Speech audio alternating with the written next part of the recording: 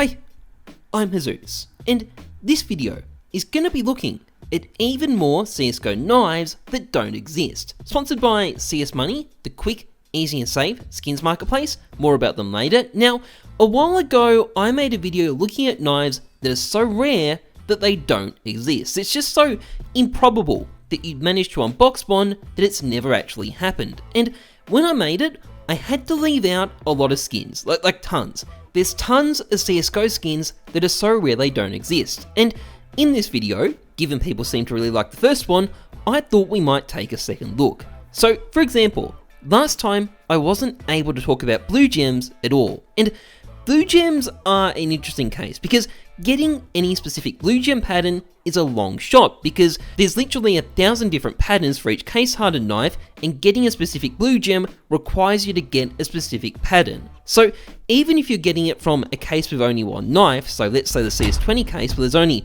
one knife in that case, your odds of getting a specific blue gem pattern is only 1 in 5 million. And if you've got 4 different knives in a case like the Horizon case, well, at that point, it's 1 in 20 million. So a lot of these patterns are super rare. There's often only 1 or 2 in existence, and some of them don't exist at all. Now, it's very difficult to do an exhaustive search for all of them, but I was able to find a few that don't exist. So, for example, there's no pattern 241 Talon knife case hardened in existence, and these are serious blue gems too, but I can't find any of them on any database, and the same goes for the 837 pattern. None of these exist either, although don't confuse that with the 873 pattern, those things definitely do exist. And similarly, there aren't any 403 pattern case hardened skeleton knives either, or any 583 pattern paracord knife case hardens. The Shattered Web Caves knives are particularly bad here because there's only a limited number of the cases in existence,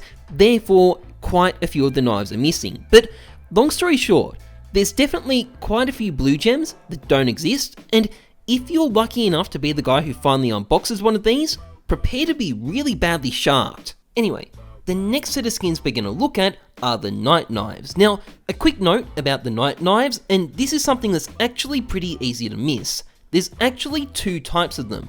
The original night knives, which cover the gut knife, both bayonets, the flip knife, the karambit, the butterfly knife, the falchion knife, the bowie knife, the huntsman knife, and the sex toys. But there's also the night stripe knives, which cover the Navajar knife, the stiletto, the Ursus, the Talon, the classic knife, the nomad knife, the paracord knife, the survival knife, and the skeleton knife. In other words, it's replaced the night finish in any new knives from 2018 onwards. And it is actually a different finish too. The night stripe is brighter, and as you might expect, it's striped. Now, I'm not sure why Valve exactly decided to replace the night finish. Maybe they felt it was too similar to the ultraviolet finish, but it's hard to know exactly. Now, the night knives are extremely difficult to get in factory new. The condition range is super unforgiving, and the odds of getting a StatTrak factory new night knife is about 1 in 8,246,720, just like the Crimson Web. So it's kind of low. Luckily though, we've been dutiful little gamblers, and we've managed to unbox a StatTrak factory new version of every one of these. A very proud accomplishment in my view. It represents over 82 million cases being opened at a minimum cost of $205 million. Well done, everyone. But when it comes to the night stripe knives, we've been letting our game down. So, for example, there isn't a single Shattered Web knife with a StatTrak factory new night stripe finish. So the skeleton knife, the paracord knife, the survival knife, and the nomad knife, the best condition you'll find any of these knives is StatTrak minimal wear. In fact, even in non-StatTrak, these things are extremely rare in factory new condition. There's only 4 factory new night stripe paracord knives, there's only 3 factory new night stripe survival knives, there's only 2 factory new night stripe skeleton knives, and there's only 1 factory new night stripe nomad knife. And the same goes for the StatTrak factory new classic knife night stripe. This thing is MIA as well, although this knife here does come very, very close to having a low enough float value to be factory new rather than minimal wear. Now, the Horizon knives do slightly better. We've got several StatTrak factory new Night Stripe Ursus knives, and we also have the same for the Stiletto knife and the Navajo knife, but the Talon knife, the only popular one in this collection, well, this one doesn't exist yet. The best that's around is minimal wear, so if you can unbox one, it's probably going to be worth a fair bit, although in fairness, probably not quite as much as the $80 million or so you'd need to spend to unbox one, so keep that in mind. Now, the next set of knives we're going to look at are the Urban Mask knives. Kind of underrated knives, in my opinion. They're sort of outshone by some of the flashier stuff, even though they aren't actually that bad, but like the Knight knives, they've got pretty nasty float ranges. It's equally hard to get them in factory new condition. Again, it's a 1 in 8,246,720 chance to get a StatTrak factory new Urban Mask knife, and unsurprisingly, some of them are missing as a result. In particular, there's no StatTrak factory new classic knife Urban Mask. This one here is the closest to having a low enough float, but even still, it's not quite there, it's just minimal wear. There's also no StatTrak factory new survival knives, although we've had much better luck with the Urban Mask than the Night Stripe when it comes to the Shattered Web knives, because there's one of each of the Skeleton knife, the Paracord knife, and the Nomad knife in StatTrak factory new condition. That normally would have taken about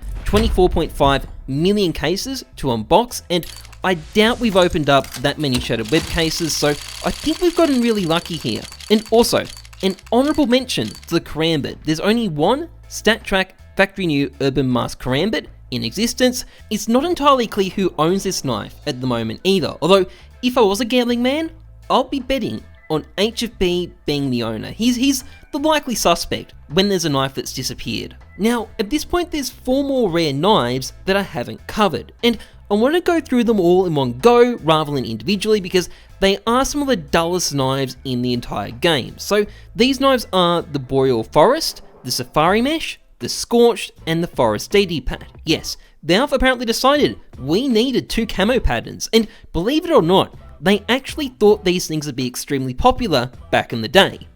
How wrong they were.